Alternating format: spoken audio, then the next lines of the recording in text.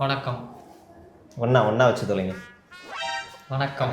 Miss ஆயிடுச்சு மறுபடியும். 1 2 3 வணக்கம். வணக்கம். ஓகே, பேசுங்க. இன்றைய தலைப்புச் செய்திகள் வாசிப்பது இந்த குரலுக்கான அழகான குரலுக்கான சொந்தக்காரன் உங்கள் து. பேசுங்க. கொஞ்சமாவது சிரிப்பை போடுமா, மூஞ்சில எந்த ரசமும் காட்ட முடியும்.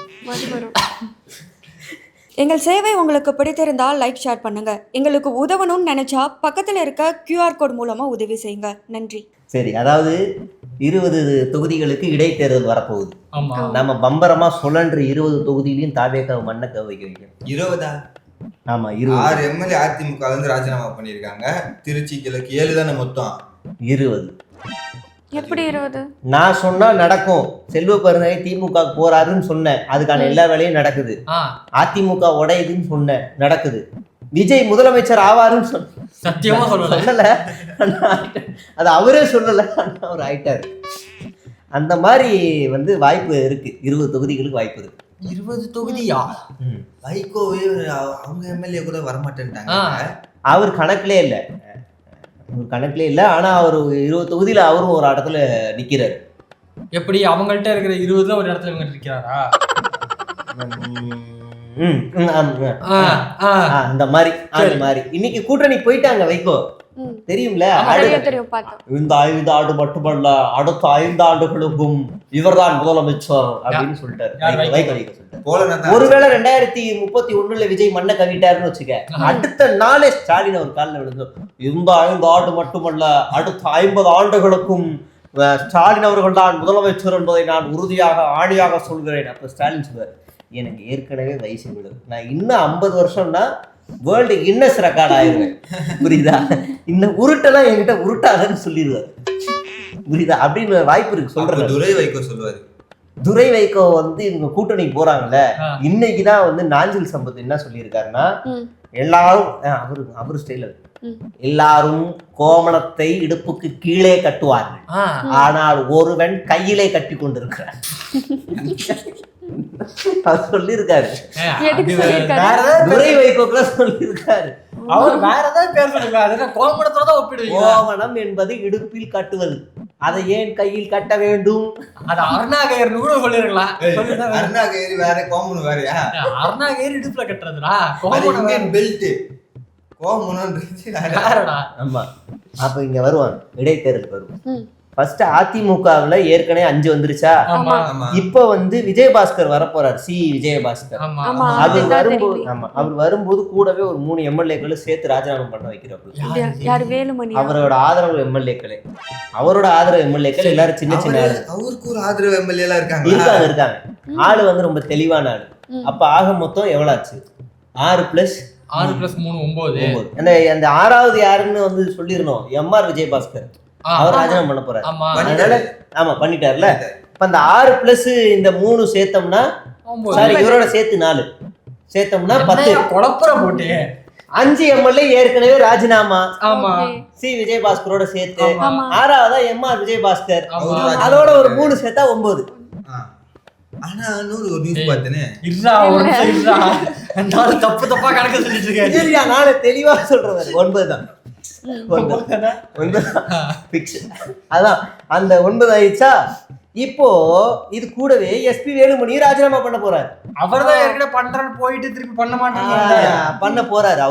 அவர் கூடவே இன்னொரு 5 பேர் அவரோட ஆதரவாளர்களும் வர போறாங்க.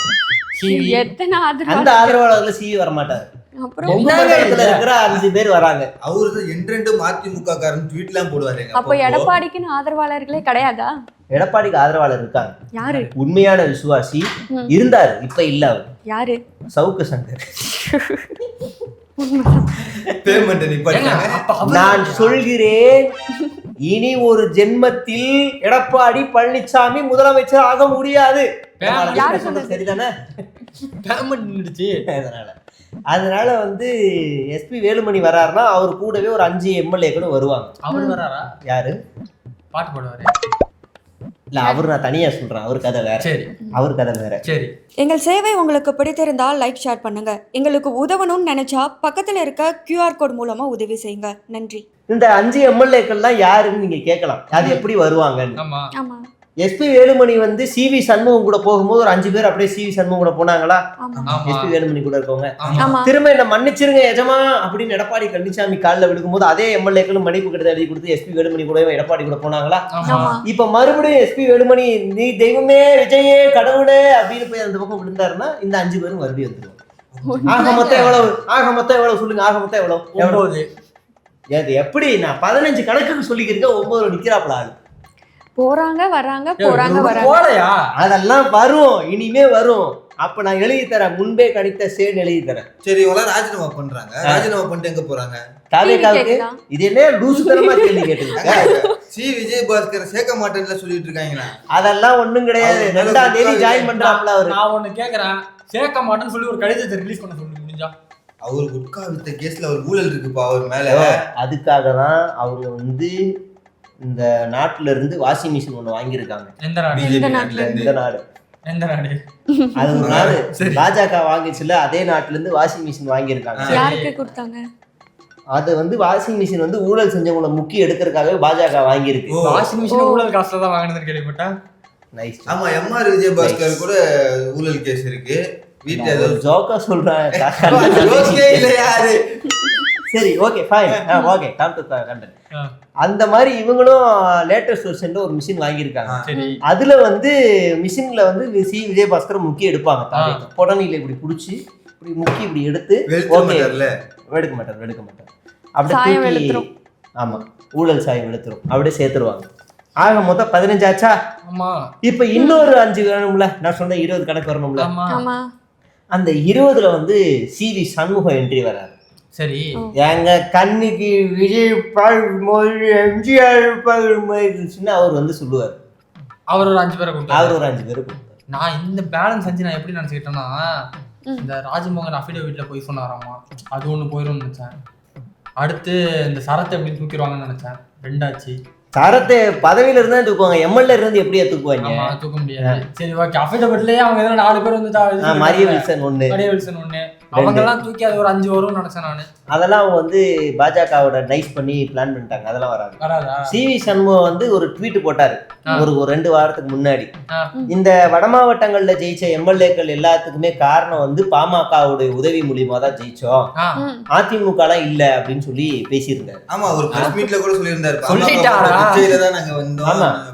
அதனால அவர் ஏற்கனவே வந்து பதவியை ராஜினாமா, அவரு என்ன பதவி ராஜினாமா பண்ணிட்டாருல? அவரு பண்ணல, எம்பி தான் ராஜினாமா. அதிமுகவுல இருந்து வெளியேறிட்டாரு, சாவி எல்லாத்தையும் கொடுத்துட்டாப்ல. அவரும் தாவேக்காக்குள்ள ஜாயின் பண்றதுக்கான எல்லா வேலையும் நடந்துகிட்டு இருக்கு. இப்ப அவரும் போயிட்டாருன்னா அவரோட ஆதரவாளர்கள் ஒரு 5 பேர். ஆக மொத்தம் ஒரு மினி இடைத்தேர்தல் நடக்கும். இந்த மினி இடைத்தேர்தல்ல மறுபடியும் திருமாவர்கள் போட்டிடுவார், சிவி சண்முகம், வைகோ, இப்படியான பெரும் தலைகள் எல்லாருமே போட்டிடுவார். ஸ்டாலின் போட்டிடுவாரா? வாய்ப்பு கம்மின்னு தான் சொல்றாங்க. அந்த தரப்புல இருந்து விசாரிக்கும் போது வாய்ப்பு கம்மி தான். சீமான் அண்ணன் வந்து அவினாசி தொகுதியில போட்டிடுறாரு. அம்பாசமுத்திரம் சாரி, ஆற்காடு எல்லாமே அம்பத்தூர் ஆவடின்னு வச்சுக்கிறது. அம்பாசமுத்திரத்துல சீமான் அண்ணா போட்டிடுறாங்க. கரூர்ல யாரு போட்டிடுறா? கரூர் தொகுதியும் வந்துட்டு இடைத்தேர்தல் வரும். ஆமா, கரூர்ல விஜய மறுபடியும் போட்டிட்டு மறுபடியும் ராஜினாமா வரும். விஜய் தான் அதான் போறாரு கரூருக்கு. எத்தனை தடவை ராஜினாமா பண்றது? போட்டிட்டு பாத்தீங்களா? அப்ப கூட வந்து அந்த 18 பேரோட போய் வீட்டு அந்த இறந்து போனவங்க வீட்டுக்கு போய் பார்க்க போகல, இடைத்தேர்தலுக்காக போறாரு போல இருக்கு. கணக்கு எப்படி? விஜயபாஸ்கர் 2 மாங்காங்க எப்படி திருச்சிக்கு நன்றி சொல்ல போனது இடைத்தேர்தலுக்கு, இப்போ இங்க போய் பார்க்க போறது இடைத்தேர்தலுக்கு. அனுதாப ஓட்டுக்கா இல்ல ஆறுதல் சொல்லதான் போறாரு அவரு. சபாநாயகர் ராஜினாமாவை கொடுத்த உடனே இந்த தொகுதி காலின்னு அறிவிச்சிடுறாங்க. உடனே அறிவிச்ச உடனே விஜய் இப்ப கரூர் போறாரு அப்படின்னு அடுத்த நிமிஷமே அறிவிச்சிடுறாங்க. பெரம்பூர் எப்ப போவீங்க? பெரம்பூர் கரண்ட் இல்ல, கரண்ட் வந்தோடனே பெரம்பூர் கரண்ட் இருக்கு. அது மாதிரி வந்து நேத்து ஜெயஸ்ரீ பிரபாகர் ஆளுநர் வந்து கூப்பிட்டு என்ன குதிரைக்காரன் நடக்குதா அப்படின்னு உடனே கேட்டிருக்காரு. ஆதாரம் இருந்தால் நீங்கள் கூறுங்கள், ஆதாரம் இல்லை என்றால் அவை குரூப்ல இருந்து நீக்கப்படும். அங்கே அவர்கிட்டயா சொல்லியிருப்பாருங்கிற வாய்ப்பு இருக்கு. ஆதாரம் இருக்கா? அதாவது ஜெயஸ்ரீ பிரபாகரனோட ஒரு இன்டர்வியூ ஒன்று பார்த்தேன்.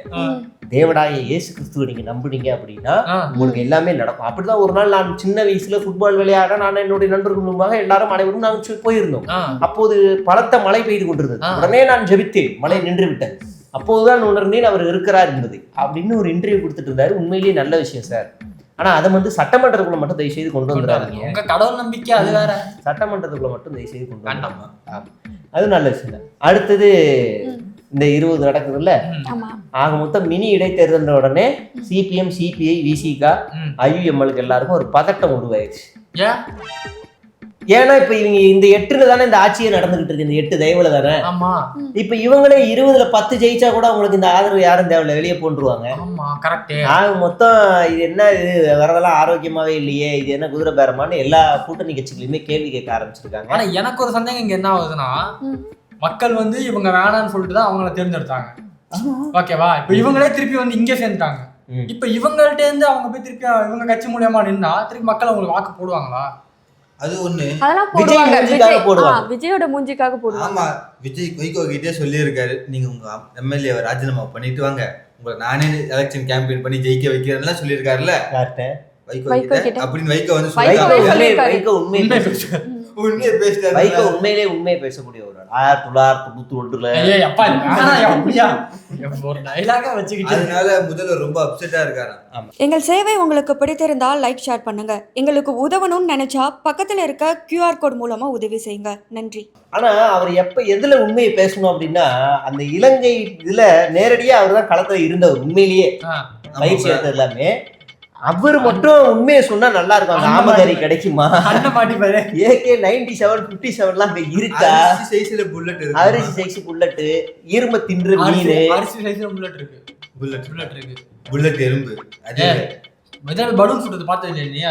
அது உளுந்து சைஸியா, அது உளுந்து மணி, அதான் அந்த சைஸ் தான் இருந்து உடம்பு தான் இருக்கும். அது அதான் அந்த மாதிரி வந்து அண்ணா அதுல வந்து வைகோ உண்மையை சொன்னார்னா இன்னொரு கட்சி வைகோ கட்சி மாதிரி ஆயிடும். அடுத்து அண்ணன் வந்து ஜாயின் பண்ணிட வேண்டியது, எதுக்கு தனியா இருந்து போராடிட்டு இருக்கணும்? அசிங்கம். EPS-ஆ அண்ணன் சைமன் அண்ணன் அசிங்கம். அது அசிங்கம். ஏற்கனவே பாதி பேர் அனுப்பிச்சு விட்டாரு அங்கதான். அசிங்கம் எல்லாமே இருக்கு. இப்ப என்ன முடிவு எடுத்திருக்காருன்னா சீமான் அண்ணன், இனிமே மாவட்ட செயலாளர்களுக்கே அந்த தொகுதியில வந்து எம்எல்ஏ சீட்டு கொடுக்கலான்னு முடிவு பண்ணியிருக்காராம். இனி நீ வந்தா என்ன, வரலனா என்ன அப்படிங்கிற நிலைமை தான் வந்திருக்கு. ஏற்கனவே அந்த கட்சியில இருக்கவங்க குமுறுனது எதுக்குன்னா, நாங்க தான் மாவட்ட செயலாளர், எங்களுக்கு இந்த தொகுதியில சீட்டை கொடுக்காம வெளியூர்ல இருக்க எவனையோ தூக்கிட்டு வந்து இங்க நிப்பாட்டுவாரா, நாங்க அவங்களுக்கு வேலை செய்யணுமான்னு பாதி பேர் கட்சி விட்டு ஓடுனது காரணமே அதுதான். இப்ப இனிமே மாவட்ட செயலாளருக்கு என்ன சீட்டு தரா, இதே நீயே ஜெயிச்சிடுறா நின்றான்னு கத்த ஆரம்பிச்சிருக்காங்க. வச்சுக்கோ, மாவட்ட செயலாளர் அண்ணனுக்கு காப்பிடிச்சு விட்டுறாங்க, அதனாலதான் அவங்க சீட்டு கொடுக்காம வச்சிருந்தாரு. ஆமா, அதெல்லாம் வேற நடக்கிறதுக்கு. நான் சொன்னது வந்து அநேகமாக ஒரு 2 மாசத்துக்குள்ள ப்ராசஸ் ஸ்டார்ட் ஆயிடும். ஆல்மோஸ்ட் 50-70% நடந்துருக்கு பாருங்க. என்ன இன்னொரு டிசம்பருக்குள்ள எலெக்ஷன் வந்துருமா? வந்துடும். பார்ப்போம், பொறுத்திருந்து பார்ப்போம் என்ன நடக்குது. நன்றி.